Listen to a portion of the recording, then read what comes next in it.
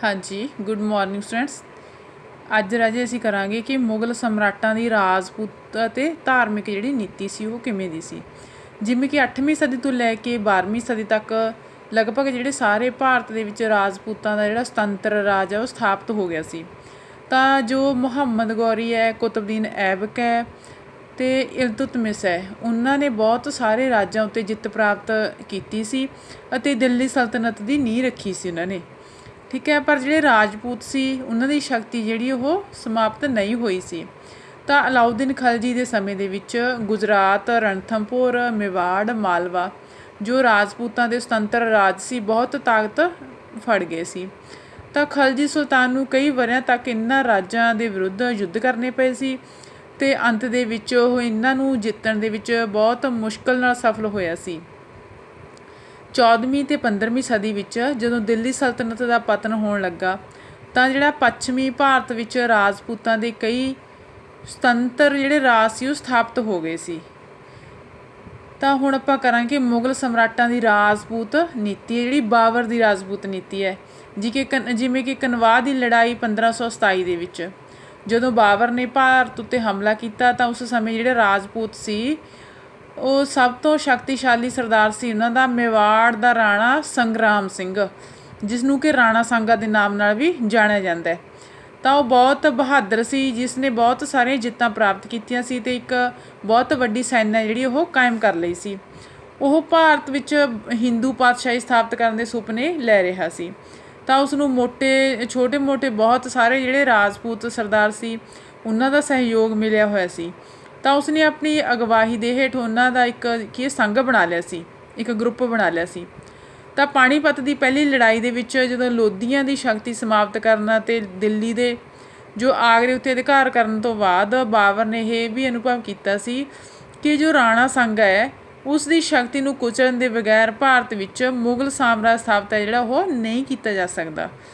ਤਾਂ ਜਿਹੜਾ ਰਾਣਾ ਸਾਂਗਾ ਪਹਿਲਾਂ ਉਸ ਦੀ ਸ਼ਕਤੀ ਜਿਹੜੀ ਉਹ ਘਟਾਉਣੀ ਪਵੇਗੀ, ਤਾਂ ਹੀ ਜਿਹੜਾ ਭਾਰਤ ਦੇ ਵਿੱਚ ਰਾਜ ਹੈ ਉਹ ਕਰਨਾ ਸੰਭਵ ਹੋਵੇਗਾ।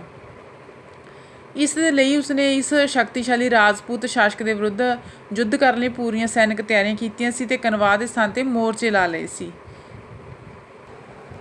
ਜਿਵੇਂ ਕਿ 17 ਮਾਰਚ 1527 ਨੂੰ ਸਵੇਰੇ ਹੀ ਇਹ ਯੁੱਧ ਜਿਹੜਾ ਆਰੰਭ ਹੋ ਗਿਆ ਸੀ।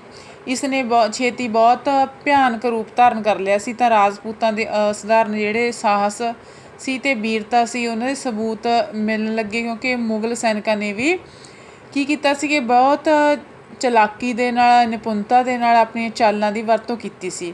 ਤਾਂ ਇਸ ਘਮਸਾਨ ਲੜਾਈ ਦੇ ਵਿੱਚ ਦੋਹਾਂ ਧਿਰਾਂ ਦਾ ਬਹੁਤ ਨੁਕਸਾਨ ਹੋਇਆ ਸੀ। ਤਾਂ ਅੰਤ ਦੇ ਵਿੱਚ ਜਿਹੜੇ ਮੁਗਲਾਂ ਦੇ ਤੋਪਖਾਨੇ ਸੀ ਉਹਨਾਂ ਨੇ ਬਾਬਰ ਦੇ ਪੱਖ ਵਿੱਚ ਪਾਸਾ ਜਿਹੜਾ ਉਹ ਪਲਟ ਲਿਆ ਸੀ।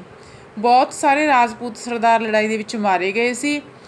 ਤਾਂ ਜੋ ਰਾਣਾ ਸਾਂਗਾ ਸੀ ਉਹ ਪੂਰੀ ਤਰ੍ਹਾਂ ਜ਼ਖਮੀ ਹੋ ਕੇ ਡਿੱਗ ਗਿਆ ਸੀ। ਉਸ ਨੂੰ ਬੇਹੋਸ਼ੀ ਦੀ ਹਾਲਤ ਦੇ ਵਿੱਚ ਲੜਾਈ ਦੇ ਮੈਦਾਨ ਵਿੱਚੋਂ ਲਿਜਾਇਆ ਗਿਆ ਸੀ। ਇਸ ਨਾਲ ਜਿਹੜਾ ਰਾਜਪੂਤ ਸੈਨਿਕਾਂ ਵਿੱਚ ਭਾਜੜ ਪੈ ਗਈ ਸੀ। ਤਾਂ ਬਾਬਰ ਨੂੰ ਇੱਕ ਸ਼ਾਨਦਾਰ ਜਿੱਤ ਉਹ ਪ੍ਰਾਪਤ ਹੋਈ ਸੀ ਕਨਵਾਹ ਦੀ। ਠੀਕ ਹੈ, ਕਨਵਾਹ ਅੱਗੇ ਕਿ ਚੰਦੇਰੀ ਦੀ ਲੜਾਈ 1528 ਦੇ ਵਿੱਚ। ਤਾਂ ਕਨਵਾਹ ਦੀ ਜਿੱਤ ਪਿੱਛੋਂ ਬਾਬਰ ਨੇ ਰਾਜਪੂਤਾਂ ਦੇ ਚੰਦੇਰੀ ਨਾਮੀ ਕਿਲ੍ਹੇ ਦੇ ਉੱਤੇ ਇੱਕ ਕਬਜ਼ਾ ਕਰਨ ਦਾ ਮਨ ਬਣਾ ਲਿਆ ਸੀ, ਜਿਹੜਾ ਚੰਦੇਰੀ ਭੋਪਾਲ ਦੇ ਨਜ਼ਦੀਕ ਰਾਜਪੂਤ ਦਾ ਇੱਕ ਮਹੱਤਵਪੂਰਨ ਗੜ੍ਹ ਸੀ ਉਸ ਸਮੇਂ। ਤਾਂ ਉਸ ਸਮੇਂ ਜਿਹੜਾ ਮੇਦਨੀ ਰਾਓ ਸੀ ਉੱਥੋਂ ਦਾ ਸ਼ਾਸਕ ਸੀ। ਤਾਂ ਬਾਬਰ ਨੇ ਜਨਵਰੀ 1528 ਦੇ ਵਿੱਚ ਚੰਦੇਰੀ ਉੱਤੇ ਚੜ੍ਹਾਈ ਕਰ ਦਿੱਤੀ ਸੀ। ਤਾਂ ਜੋ ਮੇਦਨੀ ਰਾਓ ਨੇ 5000 ਬਹਾਦਰ ਜਿਹੜੇ ਸੈਨਿਕ ਸੀ ਉਹਨਾਂ ਦੇ ਨਾਲ ਕਿਲ੍ਹੇ ਤੋਂ ਦੁਸ਼ਮਣਾਂ ਦਾ ਡਟ ਕੇ ਮੁਕਾਬਲਾ ਕੀਤਾ ਸੀ। ਪਰ ਅੰਤ ਦੇ ਵਿੱਚ ਮੁਗਲਾਂ ਦੀ ਜਿਹੜੀ ਸ਼ਕਤੀ ਸਾਹਮਣੇ ਬੇਵੱਸ ਹੋ ਕੇ ਮੇਦਨੀ ਰਾਓ ਸੀ ਅਤੇ ਉਸ ਦੇ ਸਾਥੀ ਸੀ ਉਹਨਾਂ ਨੇ ਜੌਹਰ ਦੀ ਰਸਮ ਹੈ ਜਿਹੜੀ ਉਹ ਅਦਾ ਕੀਤੀ ਸੀ। ਇਸ ਤਰ੍ਹਾਂ ਬਾਬਰ ਨੇ 29 ਜਨਵਰੀ 1528 ਨੂੰ ਚੰਦੇਰੀ ਦੇ ਕਿਲ੍ਹੇ ਉੱਤੇ ਕਬਜ਼ਾ ਕਰ ਲਿਆ ਸੀ।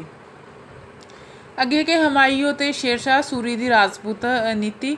ਜਦੋਂ ਕਿ ਬਾਬਰ ਦੀ ਮੌਤ ਹੋ ਚੁੱਕੀ ਸੀ ਤਾਂ ਬਾਬਰ ਦੀ ਮੌਤ ਤੋਂ ਪਿੱਛੋਂ ਦਸੰਬਰ 1530 ਦੇ ਵਿੱਚ ਹਮਾਯੂ ਰਾਜਗੱਦੀ ਉੱਤੇ ਬੈਠਾ ਸੀ।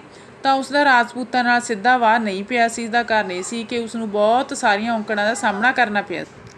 ਤਾਂ ਰਾਜਪੂਤਾਂ ਦੇ ਸੰਪਰਕ ਦੇ ਵਿੱਚ ਆਇਆ ਸੀ ਤਾਂ ਜੋ ਉਸਦੇ ਸੰਪਰਕ ਦੇ ਵਿੱਚ ਆਉਣ ਤੋਂ ਪਹਿਲਾਂ ਉਸਨੂੰ ਜਿਵੇਂ ਮਹਿਮੂਦ ਲੋਧੀ, ਬਹਾਦਰ ਸ਼ਾਹ, ਸ਼ੇਰ ਸ਼ਾਹ ਸੂਰੀ ਵਰਗੇ ਜਿਹੜੇ ਅਫਗਾਨ ਵੈਰੀ ਸੀ ਉਹਨਾਂ ਨਾਲ ਯੁੱਧ ਲੜਨੇ ਪਏ ਸੀ। ਜਦੋਂ ਹਮਾਯੂੰ ਨੇ ਗੁਜਰਾਤ ਦੇ ਹਾਕਮ ਬਹਾਦਰ ਸ਼ਾਹ ਦੇ ਵਿਰੁੱਧ ਚੜ੍ਹਾਈ ਕੀਤੀ ਸੀ ਤਾਂ ਉਸਦੀਆਂ ਸੈਨਾਵਾਂ ਸੀ ਜਿਹੜੀਆਂ ਸਾਰੰਗਪੁਰ ਵਿਖੇ ਪਹੁੰਚੀਆਂ ਤਾਂ ਮੇਵਾੜ ਦੇ ਸ਼ਾਸਕ ਦੀ ਜਿਹੜੀ ਮਾਤਾ ਰਾਣੀ ਕਰਨਵਤੀ ਨੇ ਉਸ ਤੋਂ ਬਹਾਦਰ ਸ਼ਾਹ ਦੇ ਵਿਰੁੱਧ ਸਹਾਇਤਾ ਦੀ ਮੰਗ ਕੀਤੀ ਸੀ। ਤਾਂ ਰਾਣੀ ਨੇ ਜਿਹੜਾ ਮੁਗਲ ਸਮਰਾਟ ਦੇ ਨਾਲ ਮਿੱਤਰਤਾ ਸਥਾਪਿਤ ਕਰਨ ਦੇ ਲਈ ਕੀ ਉਸਨੂੰ ਆਪਣਾ ਭਰਾ ਸਮਝ ਕੇ ਇੱਕ ਰੱਖੜੀ ਵੀ ਭੇਜੀ ਸੀ, ਪਰ ਹਮਾਯੂੰ ਨੇ ਉਸਦੀ ਮੰਗ ਨੂੰ ਸਵੀਕਾਰ ਨਾ ਕੀਤਾ। ਤਾਂ ਆਪਣੀ ਜਿਹੜੀ ਧਾਰਮਿਕ ਕੱਟੜਤਾ ਦੇ ਕਾਰਨ ਉਹ ਇੱਕ ਮੁਸਲਮਾਨ ਹਾਕਮ ਦੇ ਵਿਰੁੱਧ ਰਾਜਪੂਤਾਂ ਦੀ ਸਹਾਇਤਾ ਨਹੀਂ ਕਰਨਾ ਚਾਹੁੰਦਾ ਸੀ। ਇਸ ਤਰ੍ਹਾਂ ਹਮਾਯੂੰ ਨੇ ਮੇਵਾੜ ਰਾਜ ਨਾਲ ਮਿੱਤਰਤਾ ਸਥਾਪਿਤ ਕਰਨ ਦਾ ਸੁਨਹਿਰੀ ਮੌਕਾ ਜਿਹੜਾ ਉਹ ਗਵਾ ਲਿਆ ਸੀ। ਤਾਂ 1540 ਦੇ ਵਿੱਚ ਜਦੋਂ ਸ਼ੇਰ ਸ਼ਾਹ ਸੂਰੀ ਨੇ ਹਮਾਯੂੰ ਨੂੰ ਕਨੌਜ ਦੀ ਲੜਾਈ ਦੇ ਵਿੱਚ ਹਰਾ ਕੇ ਭਾਰਤ ਤੋਂ ਬਾਹਰ ਕੱਢਿਆ ਸੀ ਤਾਂ ਭਾਰਤ ਵਿੱਚ ਸੂਰੀ ਸਾਮਰਾਜ ਦੀ ਨੀਂਹ ਹੈ ਜਿਹੜੀ ਰੱਖੀ ਗਈ ਸੀ। ਅੱਗੇ ਹੈ ਕਿ ਅਕਬਰ ਦੀ ਰਾਜਪੂਤ ਨੀਤੀ ਕੀ ਸੀ। ਅਕਬਰ ਇੱਕ ਸਿਆਣਾ ਸੀ ਅਤੇ ਬਹੁਤ ਸੁਲਝਿਆ ਹੋਇਆ ਨੀਤੀਵਾਨ ਸੀ। ਤਾਂ ਉਸਨੇ ਜਿਹੜੇ ਰਾਜਪੂਤ ਸੀ ਉਹਨਾਂ ਦੇ ਨਾਲ ਸੰਬੰਧ ਦੇ ਵਿੱਚ ਬਿਲਕੁਲ ਇੱਕ ਨਵੀਂ ਨੀਤੀ ਅਪਣਾਈ ਸੀ, ਜਿਵੇਂ ਕਿ ਉਹਨਾਂ ਦੇ ਪ੍ਰਤੀ ਅਕਬਰ ਦਾ ਵਤੀਰਾ ਜਿਹੜਾ ਕੇਵਲ ਇਸ ਦੇ ਬੇਸੋਚੇ ਜਜ਼ਬਾਤ ਦੀ ਉਪਜ ਨਹੀਂ ਸੀ, ਜਿਵੇਂ ਕਿ ਉਸ ਦਾ ਰਾਜਪੂਤਾਂ ਪ੍ਰਤੀ ਵਿਹਾਰ ਬਹੁਤ ਸੋਚੀ ਸਮਝੀ ਨੀਤੀ ਦਾ ਸਿੱਟਾ ਸੀ। ਤਾਂ ਉਹ ਸਾਮਰਾਜ ਦੇ ਜਿਹੜੇ ਵਾਸਤਵਿਕ ਹਿੱਤ ਸੀ, ਇਨਸਾਫ ਸੀ ਅਤੇ ਯੋਗਤਾ ਦੀ ਜਿਹੜੀ ਉਚਿਤ ਪ੍ਰਵਾਨਗੀ ਸੀ ਉਹਨਾਂ ਦੇ ਅਸੂਲਾਂ ਉੱਤੇ ਆਧਾਰਿਤ ਸੀ। ਨੀਤੀ ਨੂੰ ਨਿਰਧਾਰਿਤ ਕਰਨ ਵਾਲੇ ਕਾਰਨ ਕਿਵੇਂ ਸੀ, ਜਿਵੇਂ ਸੂਰਵੀਰ ਰਾਜਪੂਤਾਂ ਨਾਲ ਮਿੱਤਰਤਾ ਦੀ ਲੋੜ ਸੀ। ਅਕਬਰ ਨੇ ਰਾਜ ਦੀ ਵਾਂਗਡੋਰ ਆਪਣੇ ਹੱਥਾਂ ਵਿੱਚ ਲੈਣ ਤੋਂ ਛੇਤੀ ਪਿੱਛੋਂ ਇਹ ਮਹਿਸੂਸ ਕੀਤਾ ਸੀ ਕਿ ਜਿਹੜੇ ਰਾਜਪੂਤਾਂ ਦੇ ਸੰਬੰਧ ਦੇ ਵਿੱਚ ਉਹਨਾਂ ਦੇ ਪੂਰਵ ਅਧਿਕਾਰੀਆਂ ਨੇ ਉਹਨਾਂ ਦੁਆਰਾ ਅਪਣਾਈ ਗਈ ਯੁੱਧ ਦੀ ਨੀਤੀ ਜਿਹੜੀ ਉਹ ਠੀਕ ਨਹੀਂ ਹੈਗੀ।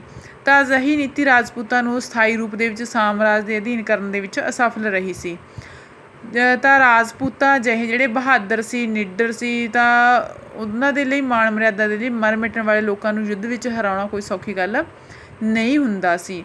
ਤਾਂ ਇਸ ਲਈ ਖੂਬ ਸੋਚ ਵਿਚਾਰ ਦੇ ਪਿੱਛੋਂ ਉਹ ਇਸ ਨਤੀਜੇ 'ਤੇ ਪਹੁੰਚੇ ਸੀ ਕਿ ਸਿਆਣਪ ਇਸ ਗੱਲ ਵਿੱਚ ਹੋਵੇ ਕਿ ਰਾਜਪੂਤਾਂ ਨੂੰ ਤਲਵਾਰ ਨਾਲ ਨਹੀਂ ਸਗੋਂ ਮਿੱਤਰਤਾ ਨਾਲ ਸਾਮਰਾਜ ਦੇ ਅਧੀਨ ਜਿਹੜਾ ਉਹ ਕੀਤਾ ਜਾਵੇਗਾ। ਇਸ ਤੋਂ ਬਿਨਾਂ ਕਿ ਅਕਬਰ ਦੇ ਸਰਦਾਰਾਂ ਦੇ ਸੰਬੰਧੀਆਂ ਦੇ ਵਿਦਰੋਹ ਹੋ ਗਏ ਸੀ, ਅਫਗਾਨਾਂ ਤੋਂ ਖਤਰਾ ਹੋ ਗਿਆ ਸੀ। ਤਾਂ ਅਕਬਰ ਦੀ ਸਾਮਰਾਜਵਾਦੀ ਅਭਿਲਾਖਾ ਸੀ ਅੱਗੇ ਕਿ ਸਥਿਰ ਸਾਮਰਾਜ ਦੀ ਸਥਾਪਨਾ ਜਿਹੜਾ ਅਕਬਰ ਹੈ ਉਹ ਭਾਰਤ ਦੇ ਵਿੱਚ ਇੱਕ ਦ੍ਰਿੜ ਸਾਮਰਾਜ ਸਥਾਪਿਤ ਕਰਨ ਲਈ ਰਾਜਪੂਤਾਂ ਦਾ ਸਹਿਯੋਗ ਹੈ ਜਿਹੜਾ ਉਹ ਪ੍ਰਾਪਤ ਕਰਨਾ ਚਾਹੁੰਦਾ ਸੀ। ਤਾਂ ਜਿਹੜੇ ਰਾਜਪੂਤ ਨੇ ਉਹ ਹਿੰਦੂ ਕੌਮ ਦੇ ਸੈਨਿਕ ਆਗੂ ਸੀ, ਇਸ ਲਈ ਅਕਬਰ ਨੇ ਸੋਚਿਆ ਕਿ ਰਾਜਪੂਤਾਂ ਤੋਂ ਬਿਨਾਂ ਜਿਹੜਾ ਕੋਈ ਵੀ ਸਥਾਈ ਭਾਰਤ ਸਾਮਰਾਜ ਹੈ ਜਿਹੜਾ ਉਹ ਕਾਇਮ ਨਹੀਂ ਹੋ ਸਕਦਾ ਅਤੇ ਨਾ ਹੀ ਉਹਨਾਂ ਦੇ ਜਿਹੜੇ ਉਦਮੀ ਸਹਿਯੋਗ ਬਿਨਾਂ ਜਿਹੜਾ ਸਮਾਜਿਕ ਅਤੇ ਰਾਜਨੀਤਿਕ ਏਕਤਾ ਉਹ ਸੰਭਵ ਹੋ ਸਕਦੀ ਹੈ।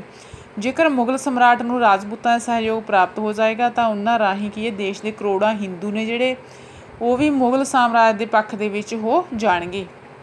ਇਹ ਸੀ ਰਾਜੇ ਜੋ ਮੁਗਲ ਸਮਰਾਟ ਹੋਏ ਨੇ ਤਾਂ ਉਹਨਾਂ ਦੀ ਰਾਜਪੂਤਾਂ ਦੇ ਪ੍ਰਤੀ ਨੀਤੀ ਕੀ ਸੀ ਉਸ ਬਾਰੇ ਅੱਜ ਆਪਾਂ ਪੜ੍ਹਿਆ। ਤੁਸੀਂ ਚੰਗੀ ਤਰ੍ਹਾਂ ਧਿਆਨ ਨਾਲ ਪੜ੍ਹ ਲੈਣਾ। ਧੰਨਵਾਦ।